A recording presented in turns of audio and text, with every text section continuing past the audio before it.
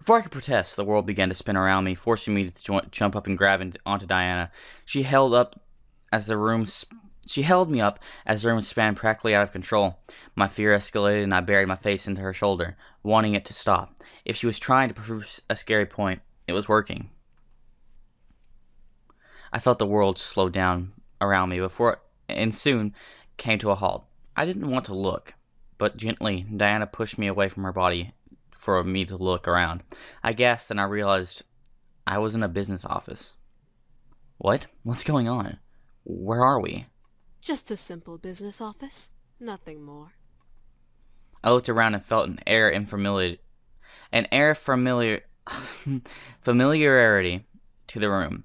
I couldn't figure out why, but my brain kept me aware, and I knew this place somehow. I didn't get to think on it long. Suddenly, a group of businessmen entered the room, stopping inside Diana and me. Who are you two? I froze, but what was going to happen? We were going to get thrown out get in trouble, and never be allowed out again. This was a mild nightmare. Diana giggled and stopped my thoughts. I looked as she smirking around at her. Okay, I looked up to see her smirking at the group of men. A hand by her lips. Why, do you not know who we are? For shame, for shame. Diana guided me to the chair and sat me down before sitting on the table, practically turning red as Diana hiked her dress to where her entire leg slipped out from the slit. She crossed her legs and tossed her hair gently. We are your employers. This lovely lady is the CEO of the company, and I am her personal secretary. You men, however, are late. I stared at Diana as she stared down at the group of men like a tigress would her prey. The group collectively began to shuffle in nervous surprising me. Were they really believing her lie about it? How? Diana smiled and lifted her legs slightly, making the men lean in for a possible panty shot. I couldn't help but feel both stunned and slightly jealous. One of you needs to come over here and kiss my foot as an apology. What? I looked at Diana's foot, seeing it gently bob in a slight impatience. Was she seriously going to make one of them kiss her foot? They obviously couldn't be that enthralled with her enough to stoop so low. I let my thoughts become destroyed as I watched one of the men step out from the group nervously and get on his knees in front of Diana, as he gently cradled her foot in his hand and tensed and held my breath. And I tensed and held my breath. No way. The man gently kissed over Diana's foot, making almost a sultry sigh escape her lips. Sent a shiver down my spine. Diana smirked and I leaned back on her hands, looking down at the man before her. My ankle next. This is making me uncomfortable. An obedient servant, the man traveled his kiss to her ankle, as Diana let her head fall back with another sigh. Diana, what are you doing? Proving to you how weak the human mind is. Diana raised a hand above her and snapped her fingers, causing the group of ogling men that remained to straighten up like an army at attention. I felt myself tense and catch my breath in response. I couldn't feel any power over me. Water, a massage, another kiss. With each command, a man would separate from the group and fulfill it obediently. I watched as the man became practically a slave to her whim. Diana closed her eyes and let out a pleasureful hum, making my spine tingle again. For some reason, this irritated me beyond belief. Watching her be pampered by enthralled men made something crawl in my chest, something dark. I wanted it to stop. That's enough, Diana. Diana and the men around her suddenly looked at me. Diana was a little surprised, but then slightly smirked. Oh my. She smirks a lot, Someone apparently. A little jealous. It's not like that. Just stop. You've proved your point. Diana chuckled, making me wince. Would she stop?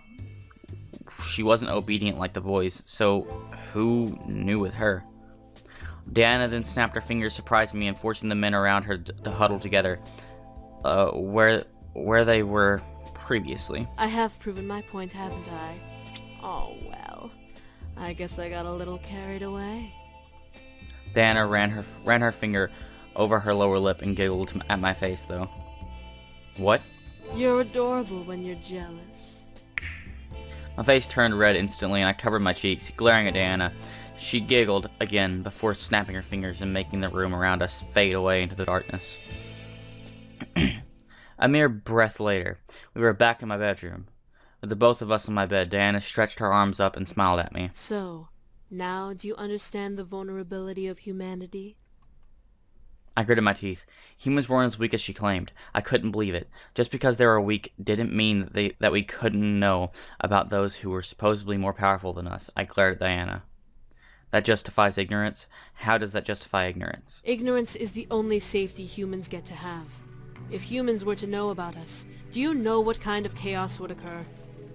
For once, I felt scared. Diana's eyes were cold as ice, and she stared into my soul, practically giving me the frightening feeling of the future I questioned. There are already wars in the human world being fought amongst yourselves. Equality, dominance, power. The human world is practically the image of self-chaos. Innocent blood is spilled every day in your world. Doesn't matter the color or creed you carry. You think blood is spilt now? There will be much more if humans knew about otherworldly creatures. Our existences can destroy beliefs and human logic. I felt the world around me go dark as I stared at Diana. Sounds of screaming and battle raged around me. But I kept my eyes to the one person I could see. Was this an illusion? Was this a trick? I didn't feel like. Religions would crumble and civil wars would clash. Paranoia would be a constant in every human mind. And soon armies will rise up, trying to defend humanity without true knowledge of who we are and what we can do. Vampires would be forced to retaliate and build armies of their own, and trust me, they're not as friendly as the vampires in your human fictional drabble. Devils would have a heyday and wreak havoc, finally finding a collective weakness in the human world to exploit. Angels would have to come down and fight their devil rivals, and the human world would become their battlefield. I could see the world. Dan and the scribe flashed before my eyes. I could see humans screaming and fighting each other, trying to figure out who it was, and being frightful with every blink. I imagined devils like Maleks ravaging cities and killing people while soldiers tried to fight back, failing and dying at every turn. The image was scary, and I didn't want to imagine it. I shook my head, holding it in both hands before looking to Diana. My room had her turned, and Diana stared back at me. To my surprise, she had a concerned face.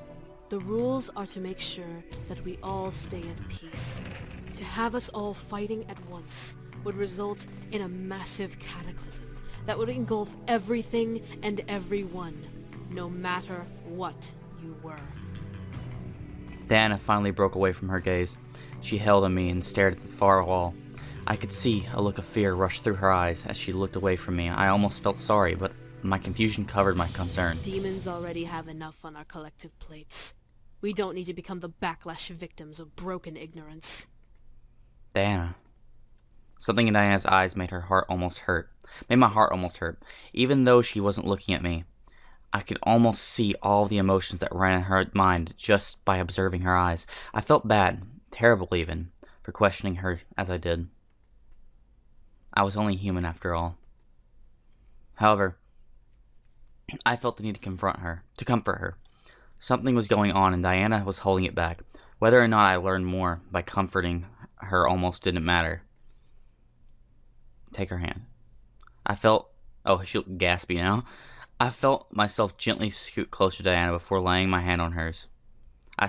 Diana stared at me for a brief moment before shaking her head frantically and shutting her eyes tightly. A soft sigh escaped her lips before she looked again at me with almost a new resolve. I'm fine. I was merely trying to prove my points. The day then became filled with Diana teaching me about magic. Even when the day ended, I needed to learn more. I began to crave it. I begged Diana to stay despite knowing how ill. Diana, despite promising to stay, only stayed a day. Agreed to stay longer to tell me more. Soon days passed by, filled with lessons and examples of magic. Knowing that I would miss at school. Knowing that I'd be missed at school, Diana quickly took care of making sure I wasn't missed. Using a simple spell, as she called it, she created an illusion of me going into my place. It was real to humans and acted just like me, but was like a ghost to demons. I kind of wished I would remember that spell. She told me of vampires, creatures that just looked like humans who had an inner heresy. Hierarchy. I don't know. Hierarchy. Fuck. Why couldn't I remember how to pronounce that? Who had an inner hierarchy. There were four types of vampires, but all of them were under oath by the rule of the world, not to hunt humans. It was strange, and I felt like a fictional novel. But Diana promised that vampires were not like the books.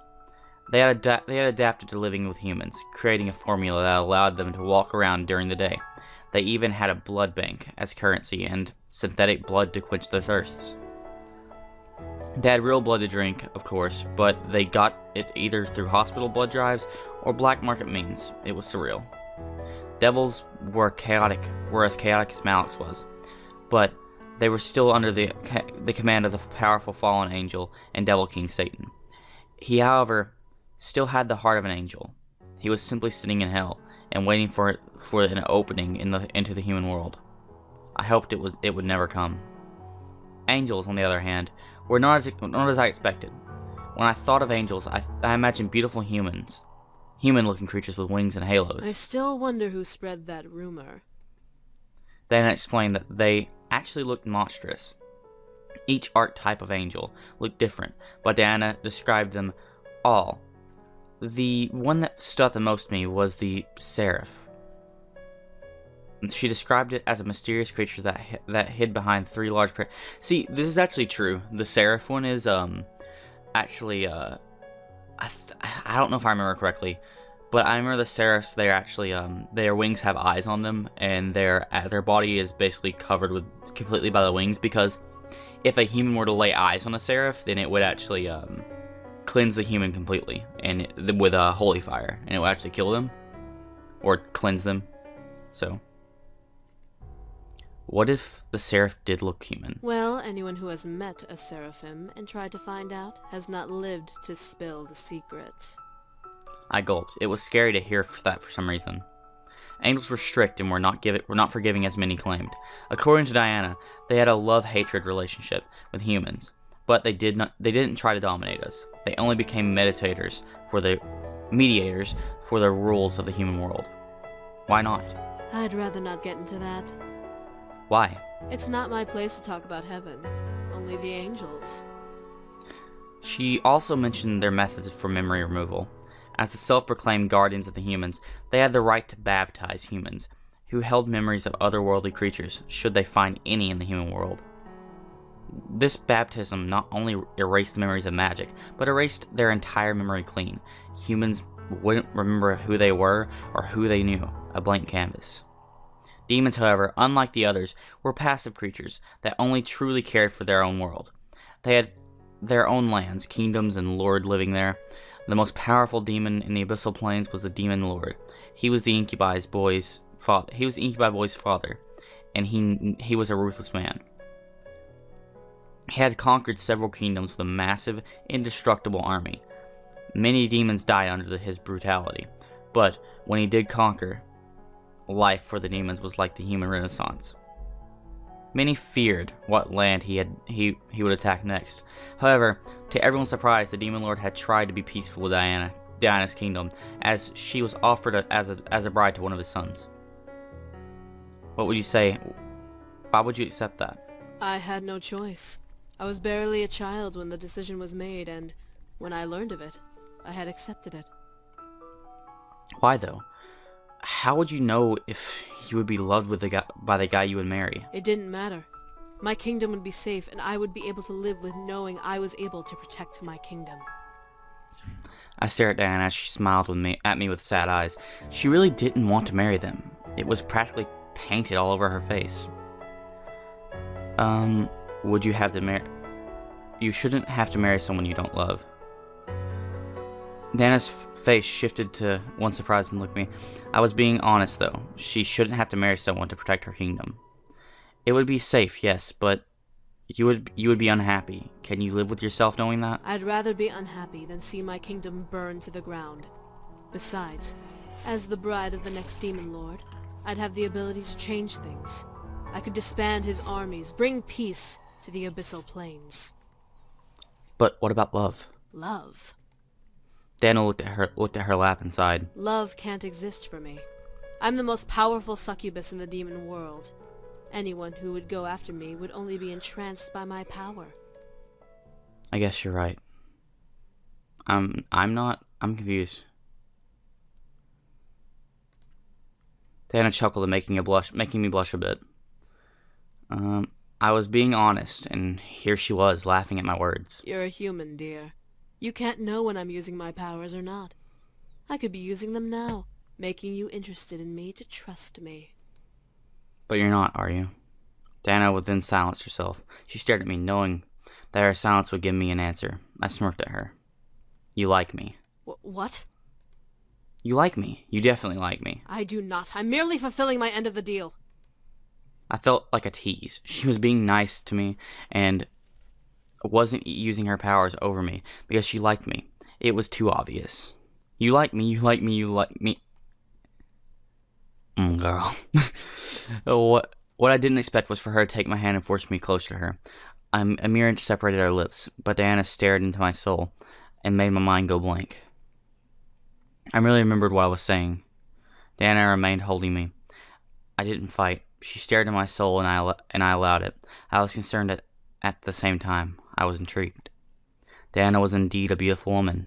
Seeing her up close made my face turn slightly red in embarrassment.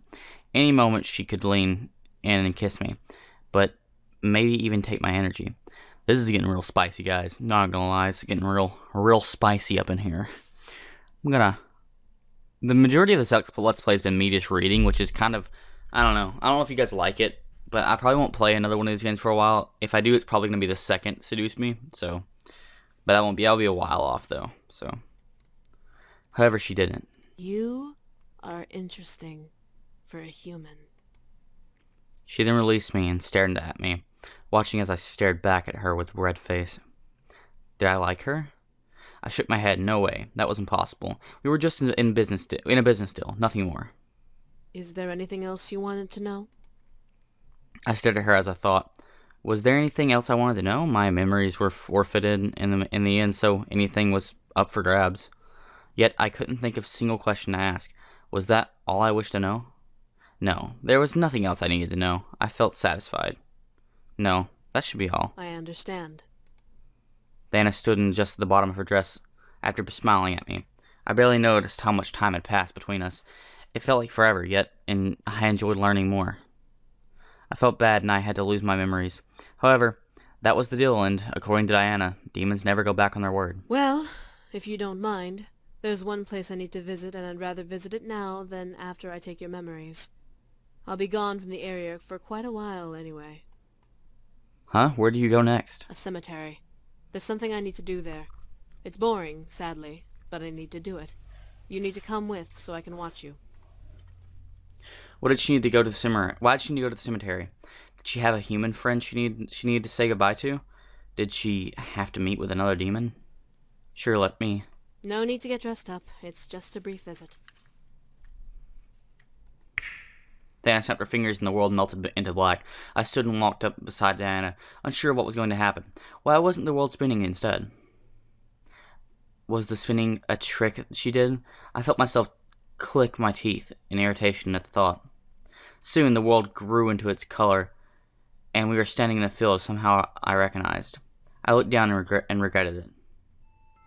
It's at Grandpa's grave.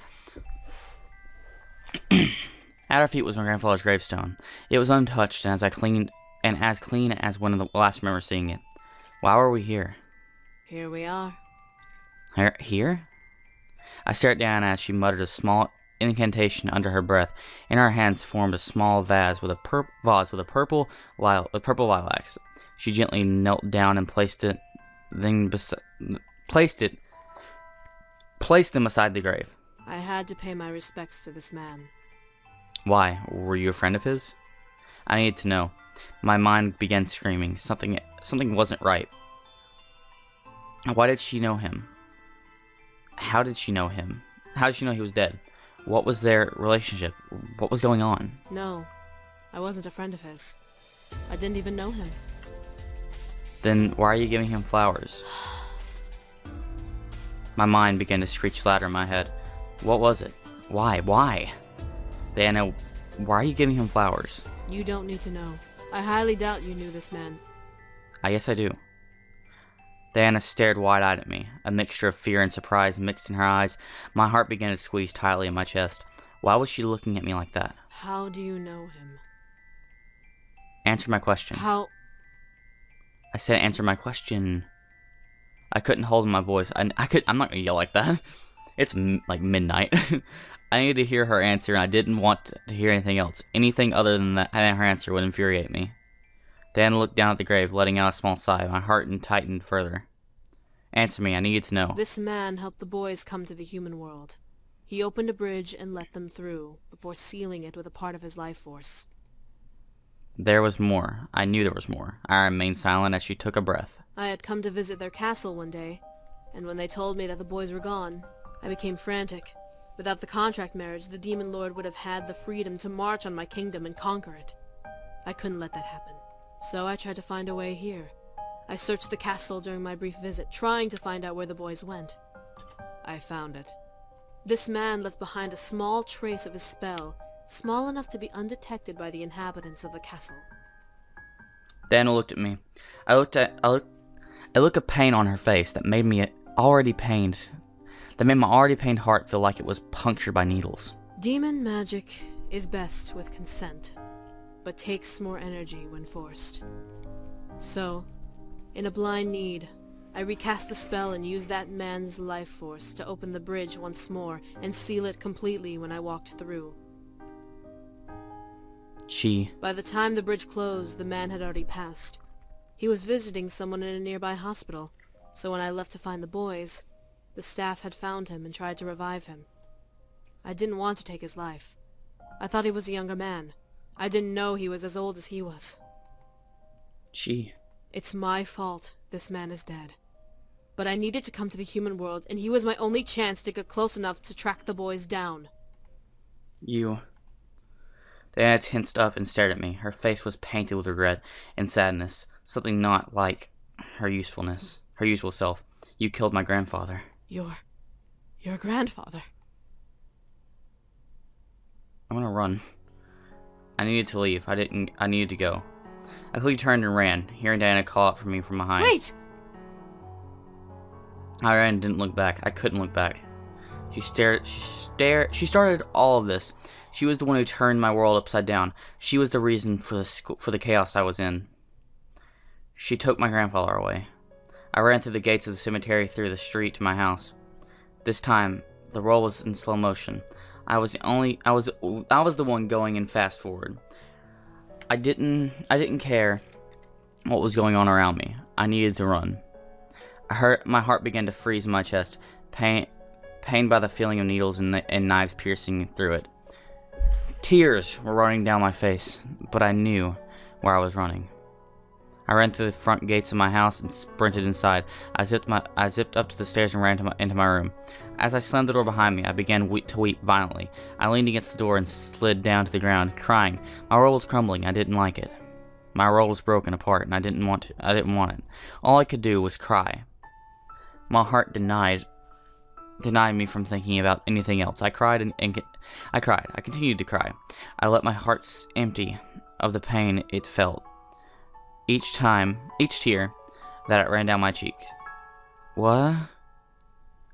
A scream echoed from my room, bouncing around and reverberating in my ears. I didn't care if it hurt to hear. I didn't care about anything anymore. Oh, I screamed. Okay, I understand. All I cared about was crying. I curled into a ball and cried. I didn't even know I didn't even know when I passed out. I don't remember closing my eyes and then letting the dark take me. The darkness was comforting. I felt sadness numb within it. There was no reality in the darkness to haunt me or hurt me. I wanted to stay within it forever. However, my body forced me to open my eyes. I saw the room focus around me, and I realized that I was staring at the ceiling. I was in bed, under my covers. I sat up and looked and stopping to see Diana leaning against the balcony window, looking away from me. Why was she there? Did she carry me to bed? I felt my anger wanting to speak out against Diana, but I noticed the puffiness around her visible eyes. Or eye. Had she been crying? Seeing her bloodshot puffy eye made me fully aware of my own eyes and how dried they had become after crying. I rubbed my eyes and felt out a shaky sigh. I'm sorry. I stared at Diana. My heart didn't want to hear it, but I let her speak. I didn't want to come here in the first place. I only thought of bringing the boys back to protect my kingdom, so everything else became secondary. I didn't mean to take his life. But you did. I did. I can't ask for forgiveness, but I still am sorry. If I could turn back time, I would find another way. You know, it's because of you that I met the boys. Huh? I looked at looked at my blanket-covered lap. I remember the funeral, the moving, the meeting with the boys. Everything came out of me at once. Now I had the one puzzle piece that fit it all together.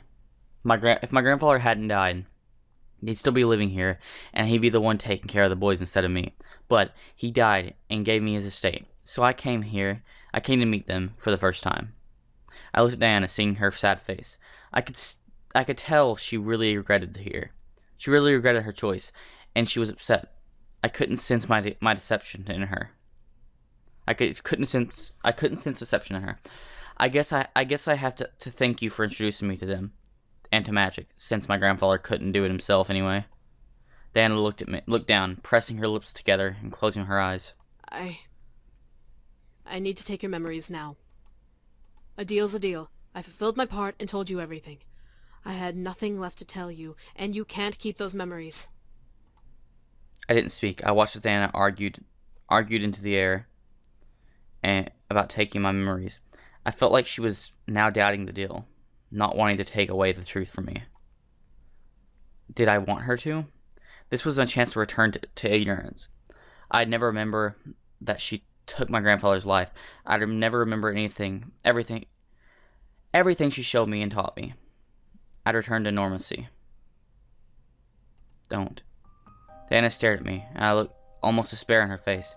I, however, kept my eyes on her. You took away my grandfather. What gives you the right to take away my memories? But I'm not done speaking. Diana shut her mouth, listening obediently. I needed to speak my mind. She had no right to take anything away. I knew the truth now. That was all that mattered to me. Screw the rules. I deserve to remember everything. I was thrown into the mess because of you. No one has the right to take that away from me. Diana took a step towards me and was ready to snap at her. However, she gently leaned over me and ran her hand down my head, over my head. All right. What? I won't take your memories. I stared up at her in shock. Was she serious? Diana smiled at me and stood back. You're right. You deserve to know everything. It's the least I can do. I felt almost joyful. She agreed with me. This was a huge deal. I still didn't forgive Diana, but it was better to know than to be left in ignorance. Eventually, I would be able to move on. Until then, Diana was willing to stay and teach me the life my grandfather knew in redemption.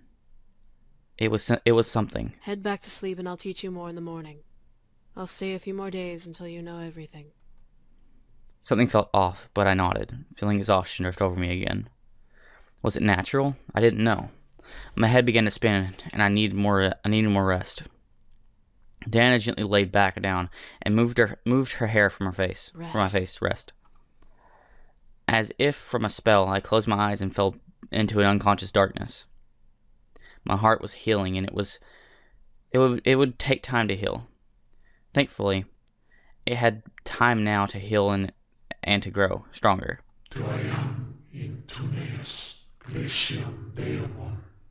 I know. I heard voices, tried to open my eyes, but I couldn't. You don't need to remind me, Angel. I'm just doing my civil duty. An angel? What was an angel doing here? Why was Diana talking to it?